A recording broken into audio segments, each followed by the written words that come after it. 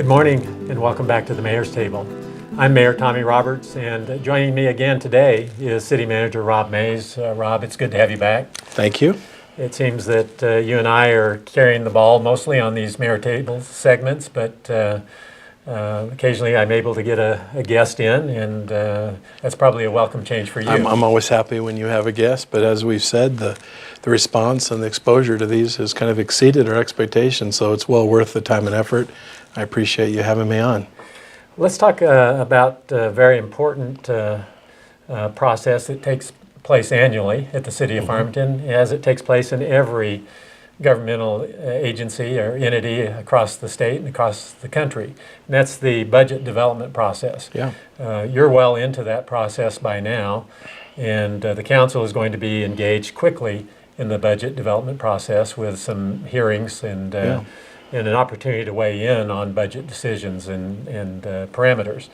So I think it's an interesting topic that our citizens ought to be aware of, and they ought to understand how that process flows and the goals that you have in the budget process each year. Let's talk a bit about how you formulate a budget. Yeah, well, you mentioned the budget process. The fact is that we spend roughly half of every year in the budget process, so we're kind of geared up for that. You know, this year will be my 10th year anniversary with the city and my 9th budget, and it seems in my mind that we've been in a continual budget process. But the fact is, about January of every year we launch in earnest the budget process at the administrative level. Ultimately, by state statute, it's the city manager's responsibility to submit to the council a proposed budget. And that's the process we're in. And a lot of people are involved in that, from the early on, honestly, out to the grassroots of our employees, giving input up through their chain of command to their supervisors. And ultimately, the department heads are very active in proposing to our budget office the things that they need, the visions they have for the following year. And then it all comes together, and we put it together the best we can. The challenge, of course, is when it comes to a budget, is you have to match up recurring expenditures with recurring revenues. And so the biggest challenge really starts with projecting, what our revenues are going to be. And we start that process in January. That's 18 months in advance of so we're working on the fiscal year 2017. We started the process 18 months before that budget will be done. And our crystal balls are a little fuzzier than usual this year in terms of projecting. At the outset, I want to point out that you've been city manager for 8 years. I've been the mayor for 6 years. In your 8 years as city manager, you've never had the luxury of dealing with an economic environment that was extremely positive. And as mayor, 6 years, I've never had that experience and that luxury. Yeah. It's somewhat easier probably to budget in a scenario where the fiscal resources are there and they're abundant. Yeah. And it's somewhat more difficult to budget when resources are low. And so I think that's a challenge, and I do want to commend you on the results that you've attained in budgeting and operating in a budgetary scenario that is dictated by a somewhat depressed economy. Mm-hmm. And the fact of the matter is that we're in no different situation this year as you have embarked on the budget-making process. Let's talk a little bit about some of the specifics that you're dealing with for the upcoming budget process. Okay, well, you kind of go back to the historical perspective. 2009 was the high year for the city's revenue. We dropped off about 22% that year, and bit by bit kind of climbed our way back up to where we stand today. As we closed out last year's budget, we're about 8% below where we were in 2009.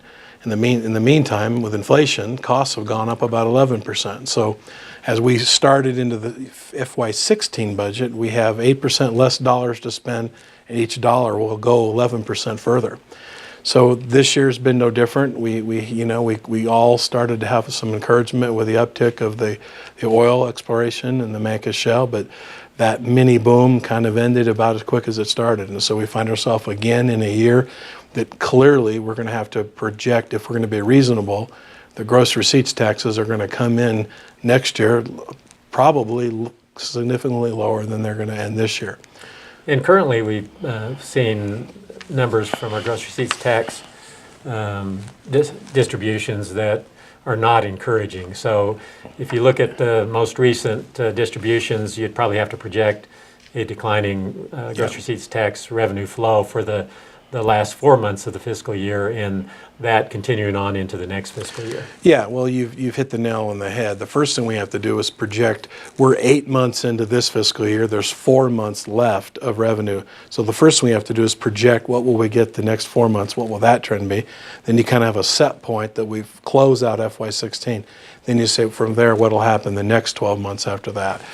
Where we sit today, year to date, while we have certainly concerns related to the unemployment and the loss of jobs, so far we're hanging in there reasonably well, but the trend's starting to concern us. On a year to date basis, we're only 1.8% below budget. The fact is, even going into this year, we anticipated some loss of revenue, and about 3%. We're down about 5%, and so we're under budget about 2%. The question is, what will happen if the trend holds? We're probably looking at needing to project anywhere from 5 to 10% potentially in terms of being realistic about what our tax revenue will be next year. So that's a tough starting place to build a budget with that kind of a potential hit. In this kind of a fiscal environment, you're really left with 3 options. One is to raise taxes, the second is to cut expenditures, and the third is a combination of those 2 measures. Some people will remember that the city increased taxes by 1/4% back in August, and that tax increase took effect January 1st. This will be the first month that we realize some of the revenue flow attributable to that tax increase. Some might think that that will help us as we go forward into the next fiscal year. What's your view of how that tax increase will impact the budget process? Yeah. Well, first, I appreciate the timing point that you made. The numbers that I just gave a minute ago are not inclusive of that new money. So that's not been calculated into those year-to-date numbers I gave you, where we're under budget about 1.82. That new money will start to flow in. That money we have to be very, very careful how we use it. As you know, and we've spent many hours talking about this, that is money to replace revenue that the state is taking from us through the hold harmless phase out. So that money, now the money is phasing in slightly ahead of the pace that the state's phasing it out. So up front, there is some excess revenue. Our goal, and the mayor and council's goal, was when putting that tax, was to be very conservative, try to set that money aside, and use it to extend the period of time until when we inevitably will have to put in the 1/3 of that as that state money, as the state takes that money. The fact is that it will be available, and I think that the council will likely have to seriously consider that on a very cautionary basis, using some of that new money to maintain our base. We certainly would not be proposing a budget to build new things into the base or new employees and recurring expenses, but if faced with the decision of without trying to be dramatic, closing a fire station or closing facilities or laying off police officers, I'm guessing that we'll seriously consider using that in a very cautious way. Our goal is to make the budget development process a very public process. And toward that end, Rob, talk about some of the steps in the process, beginning with the first council presentation through the end time of action by the council to adopt a final budget. And let's kind of move through this rather quickly. Well, we have 5 formal planned budget public hearings with the council. They begin as early as Wednesday, April 13th, where we're going to deal with utilities. And then it moves through the next step where we deal with our capital improvement plan, and that's at a meeting in April 19th. Then we have an all-day work session with the council on May 3rd, where it's our main budget session where we present the preliminary budget.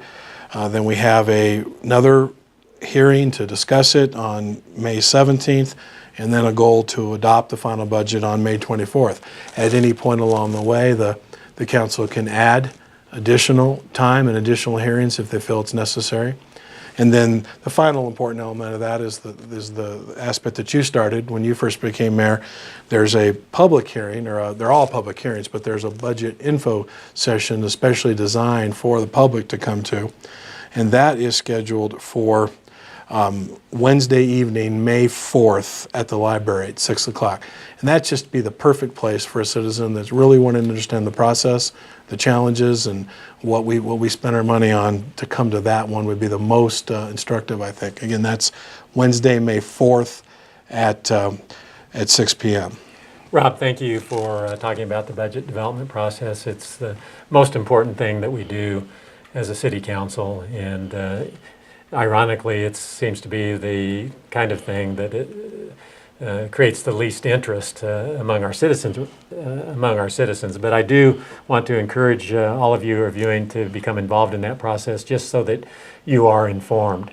I want to thank you once again for viewing this segment of the Mayor's Table, and we'll look forward to having you back next Monday.